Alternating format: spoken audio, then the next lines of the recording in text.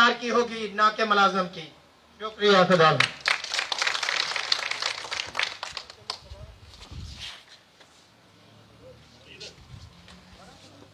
JKPCC लगभग 10 दिन हो चुके हैं अपनी सैलरी के लिए जो आज तक प्रदर्शन कर रहे हैं। बाबू हुसैन मलिक और मीनाक्षी मैम जो स्पोर्ट में आए हैं जी, यहीं पे आ जाएं। तो मैं आज इनसे बातचीत करूंगा कि क्या क्या बाबू हुसैन मलिक जी क्या कहना चाहोगे। सबसे पहले मैं मीडिया का आपकी न्यूज़ का तहे दिल के साथ शुक्रिया अदा करता हूँ जो जम्मू कश्मीर के अंदर आप एक ऐसे जर्नलिस्ट हैं, जितने दबे कुचले मुलाजम हैं, चाहे वो परमानेंट मुलाजम हैं, आंगनवाड़ी वर्कर हैं, आशा वर्कर हैं, परमानेंट मुलाजम हैं, उनकी बात को हर वक्त आप हाईलाइट करने की कोशिश करते हैं। जहाँ तक जम्मू कश्मीर के मुलाजमों का या JKPCC में जो प्रोटेस्ट चल रहा है, इनका जो इशू है, पिछले 4 महीने हो चुके हैं, अभी तक इनकी सैलरी जो है वो रिलीज़ नहीं की गई। मैं ये कहना चाहता हूँ, जब इनके पास फंड्स भी हैं तो उसके बावजूद भी इनको सैलरी क्यों नहीं दी जा रही। हालांकि अभी भी इनके पास फंड्स पड़े हुए हैं, कुछ फंड्स जो पहले थे वो जो कॉन्ट्रैक्टर को पेमेंट की गई है। मैं ये कहना चाहता हूँ, सबसे पहले जो है मुलाजमों को सैलरी देनी चाहिए। आपको पता है यहाँ जम्मू कश्मीर का जो मुलाजम है, ये दबा कुचला कितना गरीब मुलाजम है। जब तक इसको हर महीने में सैलरी नहीं दी जाएगी, तो आज 4 महीने का अरसा गुजर चुका है, तो ये इन लोगों को पता है कि ये किस मुसीबत से गुजर रहे हैं। मैं ये कहना चाहता हूँ, इनके जितने भी मुद्दे हैं, चाहे वो परमानेंट मुलाजम हैं या डेली वेजर हैं, हम सरकार से अपील करते हैं, यूटी की सरकार से, कि इमीडिएटली इनकी सैलरी जो है सरकार रिलीज़ करे। अगर सरकार इनकी सैलरी नहीं करती, जम्मू कश्मीर के अंदर एम्प्लॉय जॉइंट एक्शन कमेटी जो है, जो जम्मू कश्मीर को रिप्रेजेंट करती है, हम शाना बशाना इनके साथ चलेंगे जब तक इनका इशू सेटल नहीं होता। मैं यहाँ की एडमिनिस्ट्रेशन जो है, जहाँ MD साहब हैं, मैं उनसे भी एक बार फिर अपील करता हूँ कि इमीडिएटली आप इनकी सैलरी रिलीज़ करें। और यहाँ की एडमिनिस्ट्रेशन जो है, LG साहब और चीफ सेक्रेटरी साहब से भी मैं रिक्वेस्ट करता हूँ, मैं गुजारिश करता हूँ कि इमीडिएटली इन गरीब जो मजलूम मुलाजम हैं, इनको सैलरी जो है वो दी जाए। अगर नहीं आप सैलरी देते तो आने वाले दौर में एम्प्लॉय जॉइंट एक्शन कमेटी इनके साथ शाना बशाना चलेगी। जब तक इनका इशू सेट नहीं होगा, इनके साथ चलेंगी। जी, PDD से जो मीनाक्षी मैम हैं, इजैक की वाइस प्रेसिडेंट PDD की, जी मैम क्या कहना चाहते हैं सबसे अहम इशू, क्योंकि 4 महीने हो गया, आप भी एक महिला हैं, और जब घर में जो पुरुष है वो पैसे ही नहीं, सैलरी नहीं देगा, बच्चों की फीस ही नहीं देगा, तो घर में कितना उथल पुथल हो जाता है, क्योंकि महिला से ज़्यादा कोई नहीं जान सकता। बिल्कुल बिल्कुल, आपने बिल्कुल सही कहा। आपको मैं तहे दिल से शुक्रिया अदा करती हूँ कि आप हमारे जो जितने भी मुलाजमों की परेशानियाँ होती हैं वो रूबरू करते हैं। और सबसे बड़ी बात है कि महिला की बात आप कर रहे हैं, तो महिला तो हर जगह है, महिला घर में भी है और बाहर भी है। महिला को ही सारी परेशानियां उठानी पड़ती हैं। क्यों कि जब पुरुष लोग एक हाउसवाइफ के लिए तो उम्मीद यही होती है कि 30 तारीख को, 31 तारीख को, 1 से लेकर 5 तक हमारी सैलरी आएगी, तो बजट उसी हिसाब का होता है, बच्चों की फ़ी होती है और बहुत सारे खर्चे होते हैं। तो पहली बात है कि जब सैलरी ही घर में नहीं आई तो बच्चे क्या खाएंगे, बीवी का रवैया कैसा होगा, घर के अंदर उसका पूरा घर उथल पुथल, क्या मैं कहती हूँ लड़ाई झगड़े स्टार्ट हो जाते हैं उसमें। तो बाद में ये लोग जो सरकारें होती हैं वो अपने घर तो सेव कर लेती हैं। जैसे हमारे मलिक साहब ने बोला कि कॉन्ट्रैक्टर के पहले इनके निकल जाते हैं बजट और बाद में इनकी सैलरीज के ऊपर ध्यान जाता है। लेकिन ये गलत सोच है इन लोगों की, चाहे वो ऑफिसर रैंक के हों, चाहे वो ब्यूरोक्रेट्स हों, चाहे वो नेता लोग हों, वो भी रोटी ही खाते हैं, वो भी कोई थाली में डाल के नोट नहीं खाते हैं। तो इसलिए उनसे हम बार बार गुजारिश करते हैं, जम्मू कश्मीर के एम्प्लॉइज को आप इतना कमज़ोर मत समझो कि आप उसकी सैलरी 4-4 महीने की दबा के बैठ जाओगे तो वो चुपचाप सहन करते रहेंगे। रोटी पेट सबको लगा है, रोटी सबने खानी है। अगर आप सैलरी तो वैसे भी फैमिली की होती है, इंसान बाहर आता है अपने बच्चों के लिए कमाने के लिए, जब उसको कमाई करके भी उसकी कमाई उसके हाथ में नहीं दी जाती है तो कैसा फील होता है। ये अपने बच्चों को एक दिन ना रोटी दें अपनी वाइफ को पैसा ना दे तो फिर पता चलेगा ना कि परिवार कैसे पलते हैं। इन लोगों की तो सैलरी मोटी मोटी होंगी, कोई लाख रुपया, कोई 1.5 लाख रुपया लेता हो। जो 30,000, 35,000, 2500, 6,000, 7,000 उन लोगों की सैलरी बंद हो जाती है। क्यों? किस कैपेसिटी में? एक तरफ से ये कहते हैं कि हम ड्यूटी बनाई है, अब जम्मू कश्मीर में तो हम बड़ी स्वर्ग बना रहे हैं। ये स्वर्ग से ज्यादा बदतर नर्क बन गया, क्योंकि आज का मुलाजिम जो है वो फिर रोड पे आना शुरू हो गया। तो फिर ये बातें किस दम पर करते हैं कि हमारी सरकारें आएंगी तो मुलाजिमों को हम ये देंगे, हम ये करेंगे, वो करेंगे। लेकिन देख लो, आपके सामने ये मीडिया वाले ही इस चीज को उजागर बार बार करते हैं, मुलाजिमों की परेशानियों को। तो इसका मतलब क्या हुआ कि ये JKPCC में कौन सी धांधली है? सैलरी क्यों नहीं देनी? किस कैपेसिटी में नहीं देनी? बच्चों की सैलरी है। मैं इनको कहती हूँ कि आप अकेले क्यों बैठे हो? पूरे परिवार के साथ इधर बैठ जाओ ना। क्यों अकेले बैठे हो? खाली आपका पेट थोड़ी है, आपके बच्चों का भी है। ले जाओ MD साहब के कमरे में सबको, बीवियों को, बच्चों को ले जाओ उनके ऑफिस में। मेरे को एक बात याद आ रही है, पहले कहते थे कि सरकारी नौकरी वाले को या जो परमानेंट है हम उसको जो लड़की देंगे। हाँ। अब तो ये उल्टा हो गया सब कुछ, ये तो बेचारे दिहाड़ी लगाने के काबिल भी नहीं रहे। बिल्कुल 100%। मैं कहती हूँ ये जो खड़े हैं ना, ये अकेले अपने लिए पेट के लिए नहीं कमाते हैं। इनके घर में इनके माँ बाप इनके साथ रहते हैं, उनको भी ले आओ। इनके बच्चे हैं, उनको भी ले आओ। अपनी बीवी को भी ले आओ, बहनों को भी ले आओ। पूछो फिर इनको कि इतनों का मैं पेट पालता हूँ, तो आप बताओ ये कहाँ जाएंगे? रात में भी इधर ही रहो ना, डाल लो बिस्तरे इधर ही। फिर देखते हैं 4 महीने की बात कर रहे हो, इधर एक दिन लेट हो जाती है सैलरी तो हलक में आ जाती है जुबान।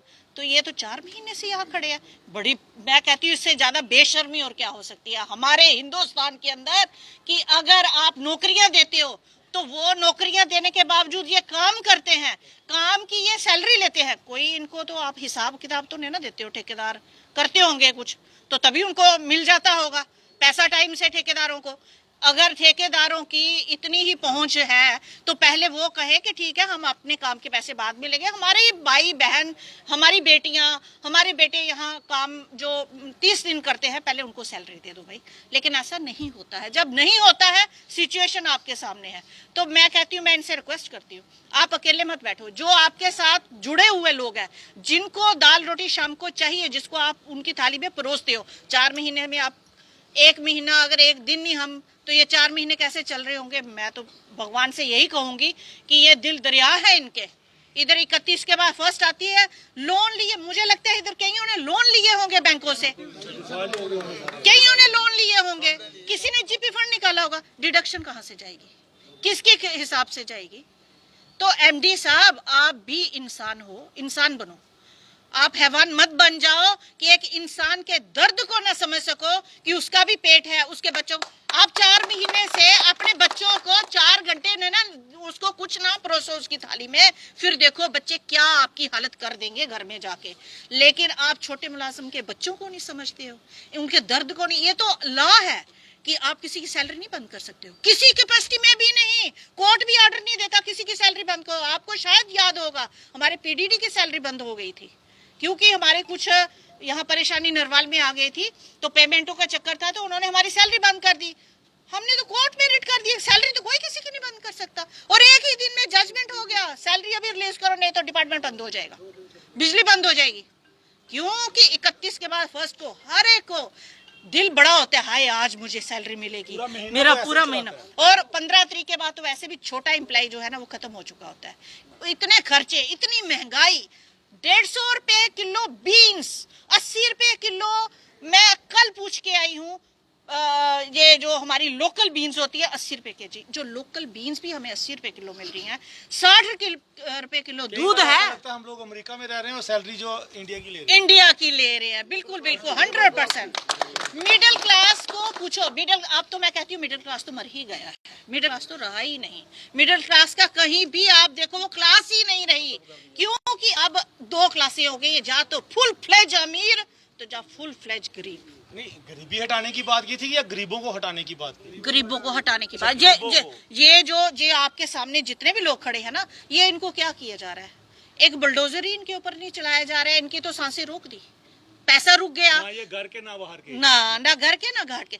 इसलिए MD साहब, आप एज ए ह्यूमन बीइंग एक दिन अपनी वाइफ से पूछना कि मैं अगर 30 तारीख को तुम्हें सैलरी नहीं दूंगा तो तुम्हारी क्या हालत हो जाएगी। अच्छा, एक दिन तुम्हारे बच्चे खाना नहीं खाएंगे, मेरे बच्चे खाना नहीं खाएंगे, क्या होगा?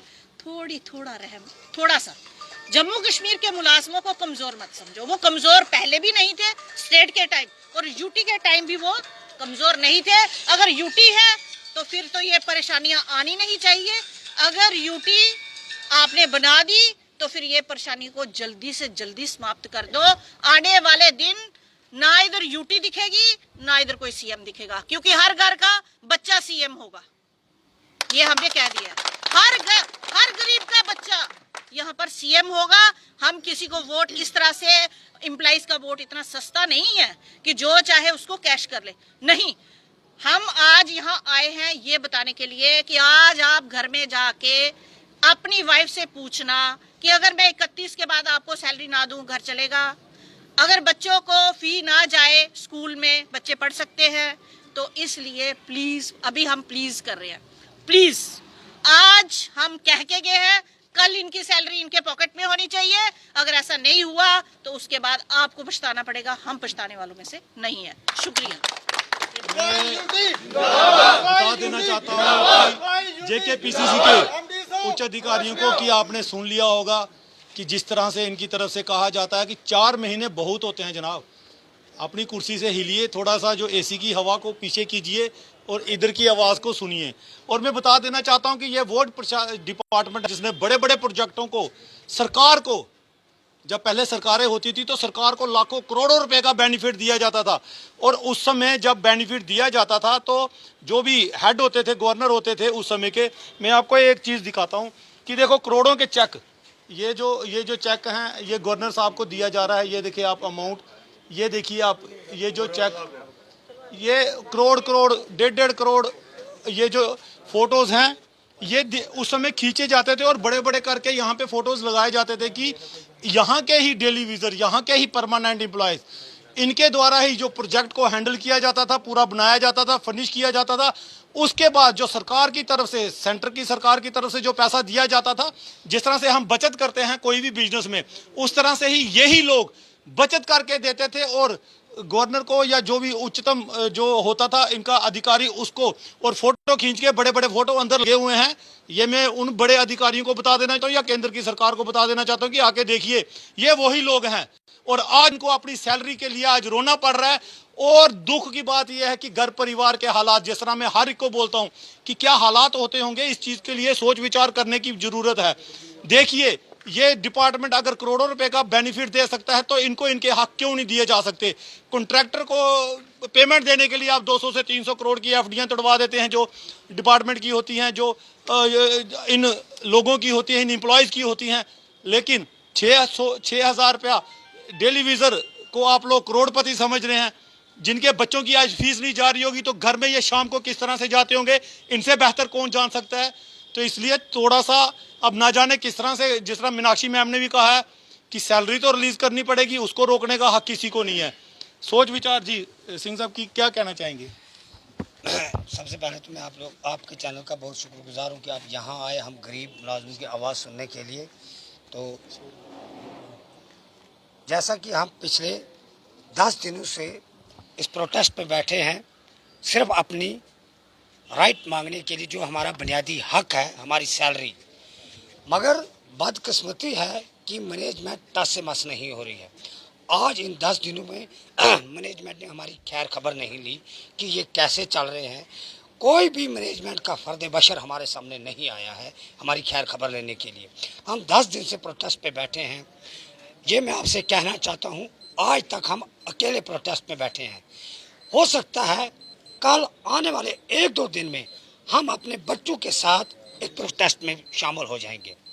मैं एमडी साहब से मुहदमाना अपील करता हूं, मैनेजमेंट से, कि जो हमारा बुनियादी हक है, हमारी सैलरी, हम आपसे भीख नहीं मांग रहे हैं, हम आपसे कुछ भीख नहीं मांग रहे हैं, हम अपना हक मांग रहे हैं, अपने नहीं, अपने बच्चों का, अपनी फैमिली का हक मांग रहे हैं, जो बुनियादी हक है।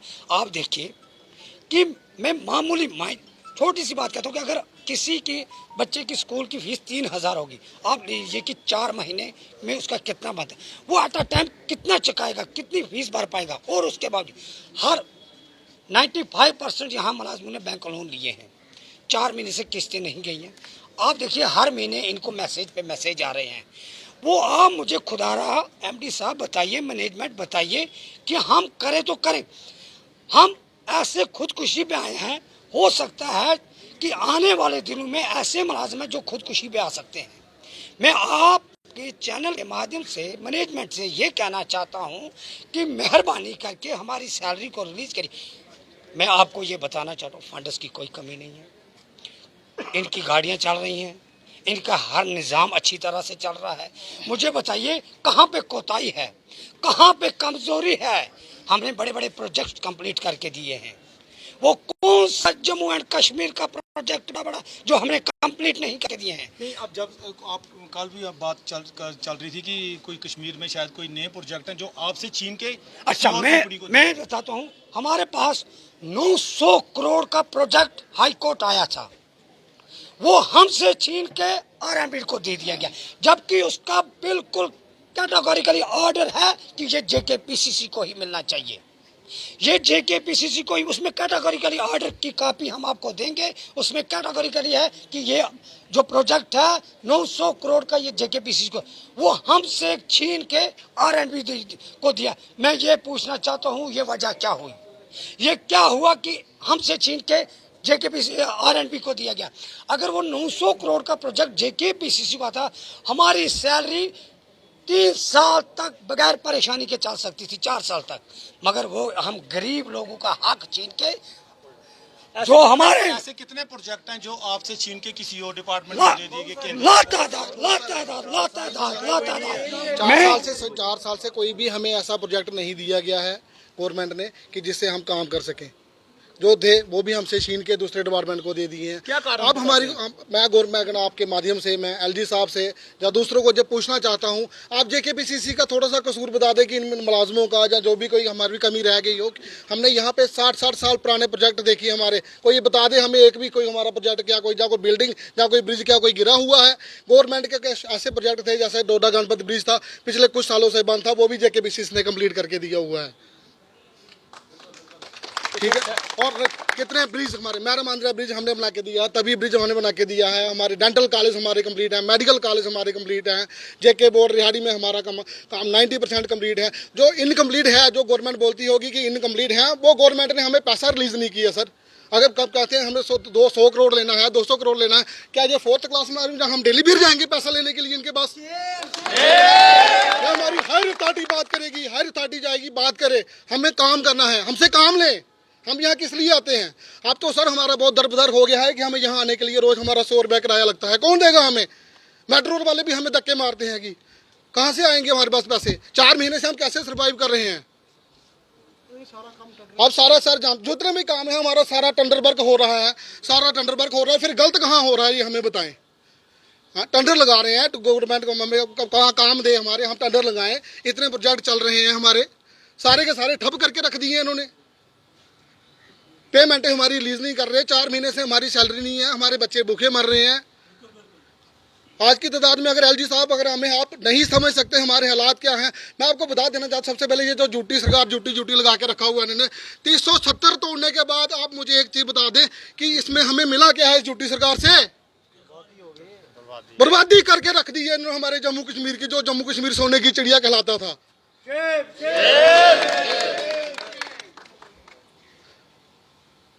अब हमें जाए तो जाए कहाँ, किसके पास जाए?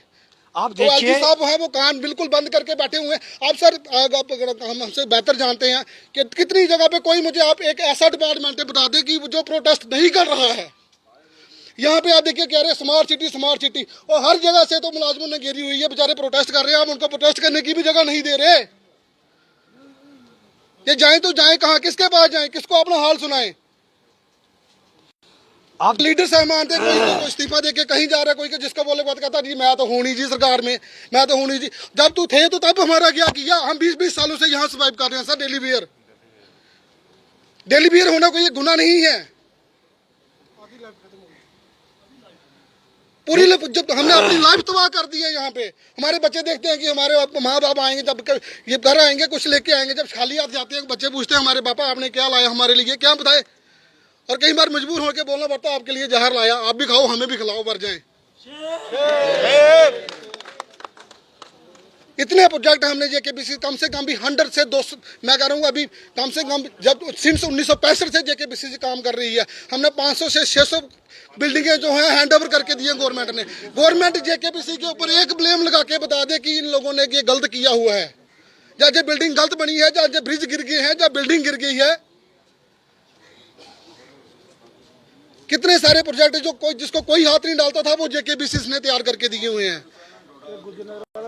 कि हालातों में मैं गवर्नमेंट से ये कि 91 में कितने हाल खराब थे।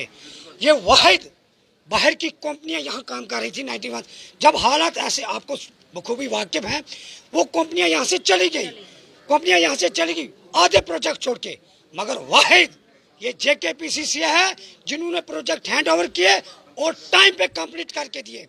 हमने डिविडेंड चेक दिए, उस वक्त जेकेपीसीसी को शाबाशी की जाती है। आज जब जेकेपीसीसी को इन्हीं लोगों ने तबाही और बर्बादी की, आज जेकेपीसी की गरीब मुलाजिमों की तनख्वाह बंद कर दी। क्यों?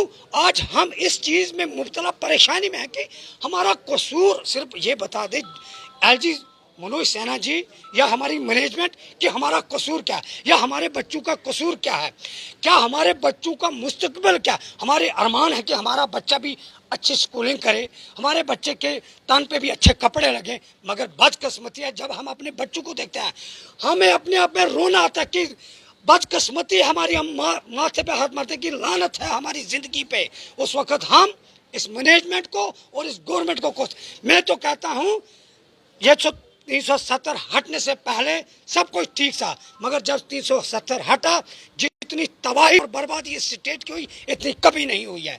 एलजी प्रशासन में इतनी तबाही, आप देखिए कौन सा डिपार्टमेंट है जो बाहर नहीं बैठा। पीएचई को आज कितने दिन हो गए बैठे हुए, 2 महीने से वो दिन रात बैठे हुए हैं। मगर जब मैं अपनी जेकेपीसीसी की बात कर रहा हूँ, जेकेपीसीसी का सिर्फ गवर्नमेंट हमें एक फॉल्ट बताए जेकेपीसी का कहाँ पे फॉल्ट है। जब जेकेपीसी का फॉल्ट नहीं है तो बदकिस्मती में हमें क्यों उस चीज में घसीटा जाए। जब आप लोगों के निजाम अच्छे चल रहे हैं, आप लोगों की गाड़ियां चल रही हैं, आप लोग एसी में बैठे हुए हैं, हम यहाँ धूप में दर बदर अपने बच्चों को लेकर बैठे हुए हैं। मैं कहता हूँ शर्म की बात। मुझे बताइए, आप अपने एरियर्स ले रहे हैं और 7th पे कमीशन के एरियर्स अभी पेंडिंग है, वो अभी तक नहीं दिए इन्होंने। हाल ही में ये बखूबी जानते हैं कि डेली वेजू का ऑर्डर निकला था 225 से 75 रुपीज इन्होंने उसको बढ़ाया था। मगर बदकिस्मती है वो आज तक इस पे इम्प्लीमेंट नहीं हुआ, जबकि हमारे हर ऑर्डर इम्प्लीमेंट होते। जब भी गवर्नमेंट से कोई ऑर्डर निकलता था दूसरे दिन हमें इम्प्लीमेंट करते जेकेपीसी, मगर आज तक इन्होंने वो 300 वाला ऑर्डर इम्प्लीमेंट नहीं किया। ये हमको वही 225 रुपये ही दे रहे हैं, बाकी जगहों पे 300 चल रहा, मगर इसको नहीं।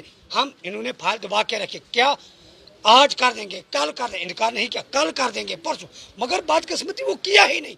जबकि हम खुश थे कि चलो जी हमारा 300, हमारा 9000 से कोई गुजारा नहीं चलता है, मगर चलो थोड़ा बहुत। मगर इन्होंने बदकिस्मती अपनी जेबें गर्म करने के लिए हमारा 9000 का ऑर्डर इन्होंने इम्प्लीमेंट नहीं होने दिया।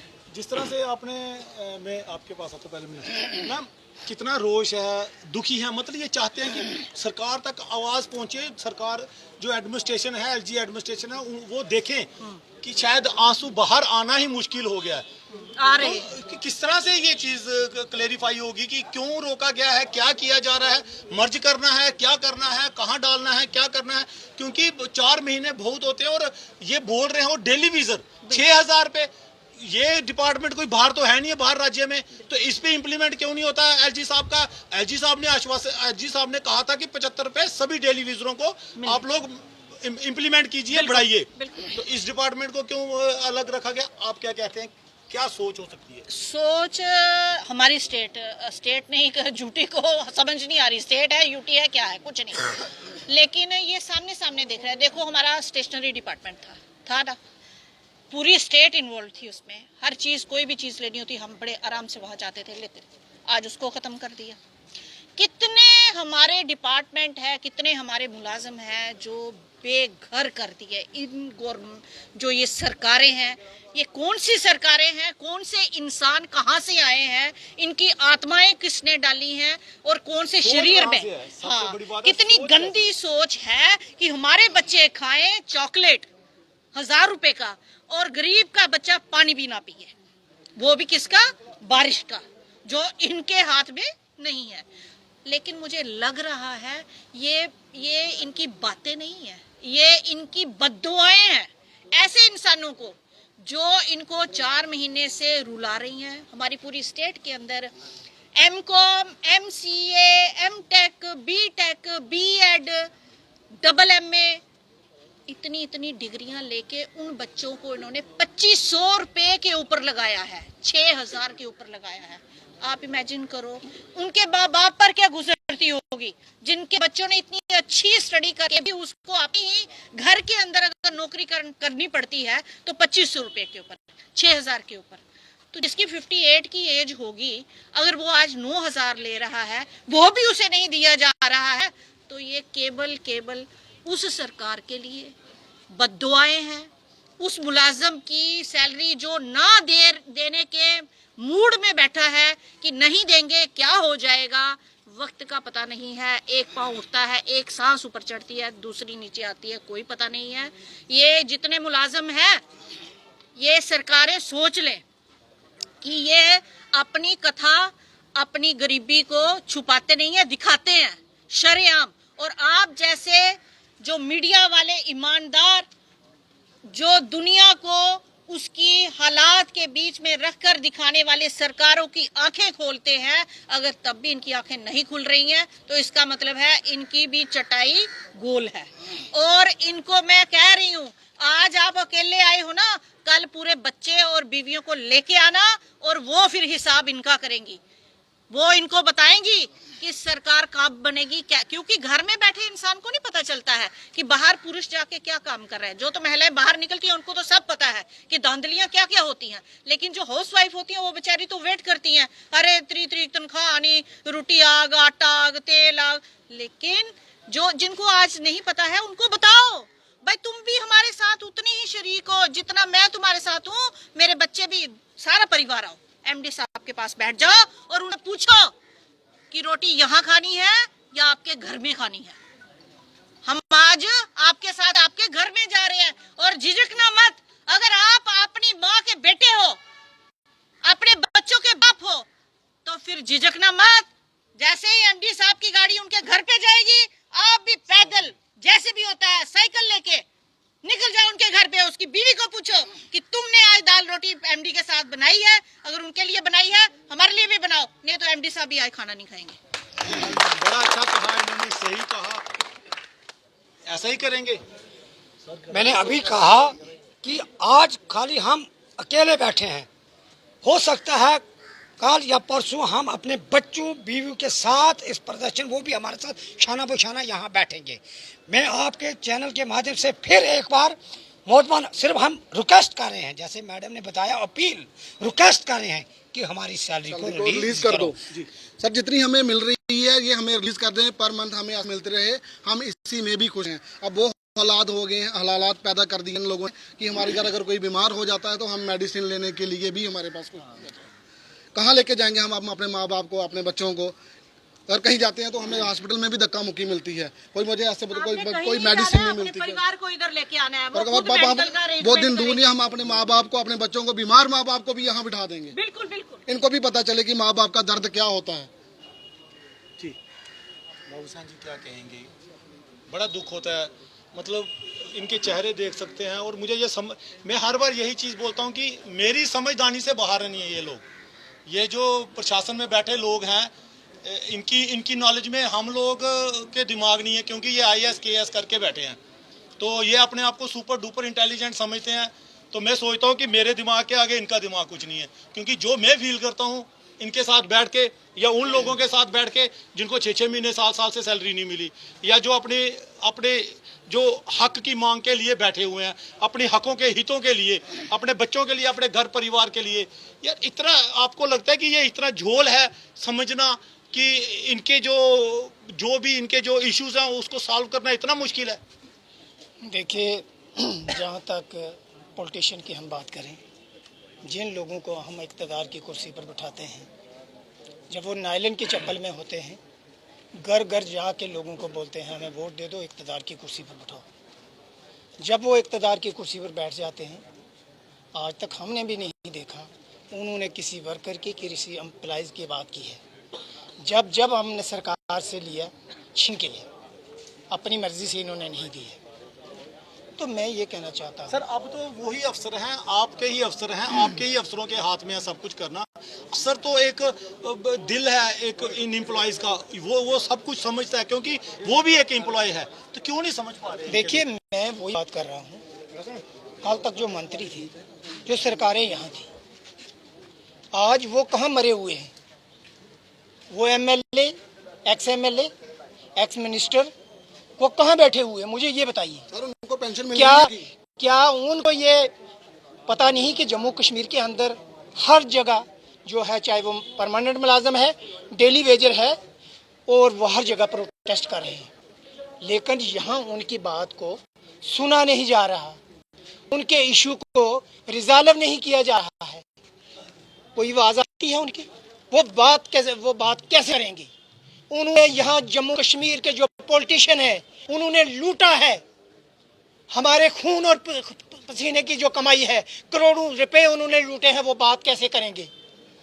मैं ये कहना चाहता हूँ कि ये जो मसला इनका है, आप मुलाजमों की कभी उन्होंने बात नहीं की। यहाँ देख लीजिए, 20 और 25 सालों से जो डेली वेजर जो है, वो अपनी रेगुलाइजेशन के लिए जो रो रहा है, कौन बात सुनता है?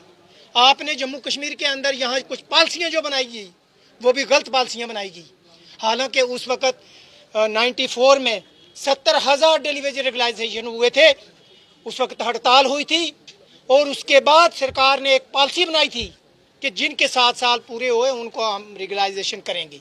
हालांकि सरकार के पास उस वक्त पोस्टें भी नहीं थी, पोस्टें भी क्रिएशन हुई। 94 के बाद जम्मू कश्मीर में यहाँ लगाते गए, लेकिन कोई ठोस पॉलिसी नहीं बनाएगी।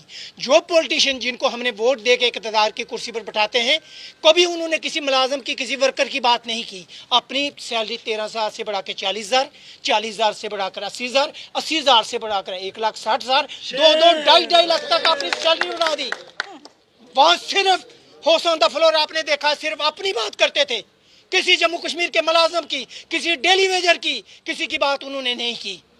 उन्होंने करोड़ों रुपया हमारे गरीब का लूट खसूट करके आज वो लोग बैठे हुए हैं। आज वो लोग तड़प रहे हैं कि एक बार फिर हम, ये हमारी लूट खसूट जो बंद हुई है, हम फिर दोबारा इक़्तिदार की कुर्सी पर आए।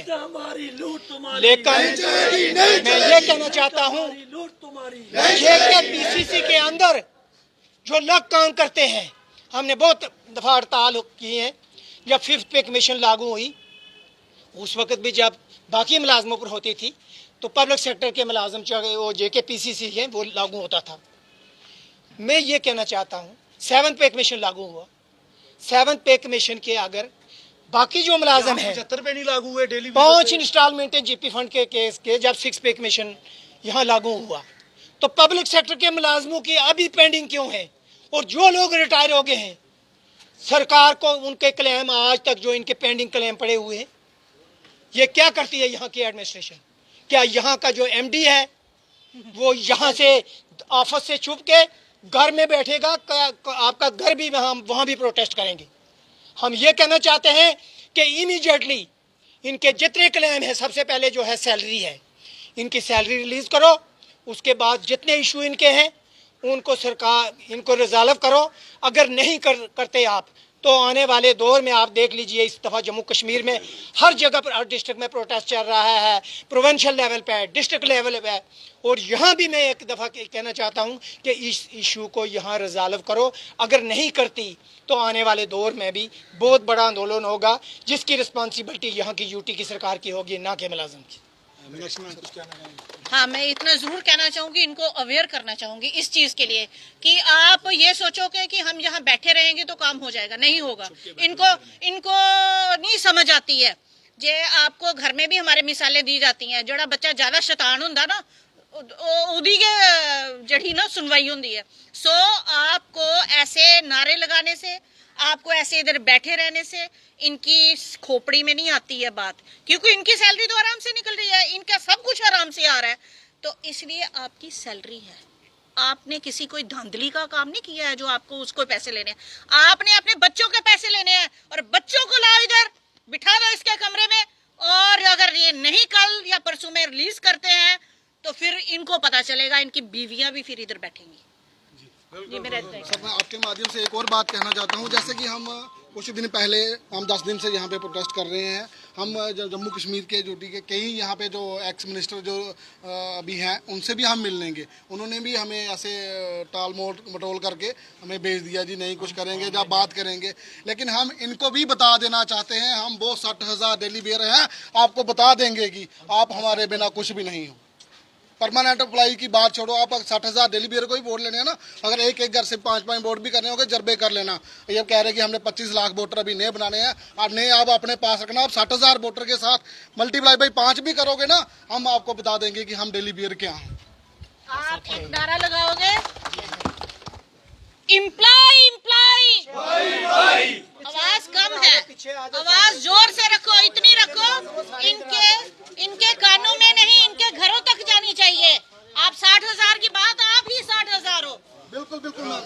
और आवाज इतनी ऊंची होनी चाहिए जितना आपका ये पूरा कॉम्प्लेक्स है। हर इम्प्लाई उसके कमरे में, उसके कुर्सी के ऊपर उसको पता चले कि आज जेकेपीसीसी में हो रहे हैं, कल हमारे साथ भी होगा। इसलिए आज ये आवाज पूरे जम्मू में जाएगी और पता चलेगा कि ये मुलाजमों के साथ ये खाली कोई एक सिलसिला है जो ये काम करता है। नहीं तो ऐसा अलबत्ता ऐसा नहीं है कि लोग एज ए ह्यूमन बीइंग अपनी इंसानियत भूल गए हैं। मुलाजिम होता है, चाहे वो ऑफिसर है चाहे डेली वेजर है, लेकिन अगर एक मुलाजिम को समझ नहीं आ रही है, उसको समझाने का एक तरीका है। उसको बता दो कि जम्मू कश्मीर का जो मुलाजिम है वो हर एक के साथ जुड़ा हुआ है।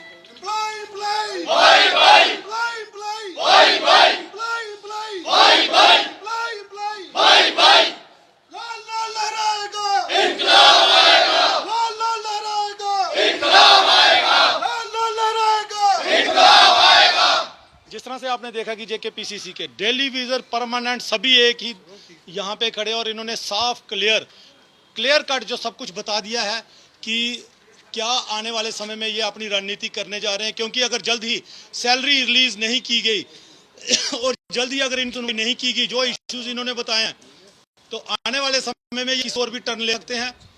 एलजी एडमिनिस्ट्रेशन, एमडी साहब ये चीज़ को देख लें, क्योंकि अगर आपके बच्चों को भूख लगती है, इनके बच्चों को भी लगती है।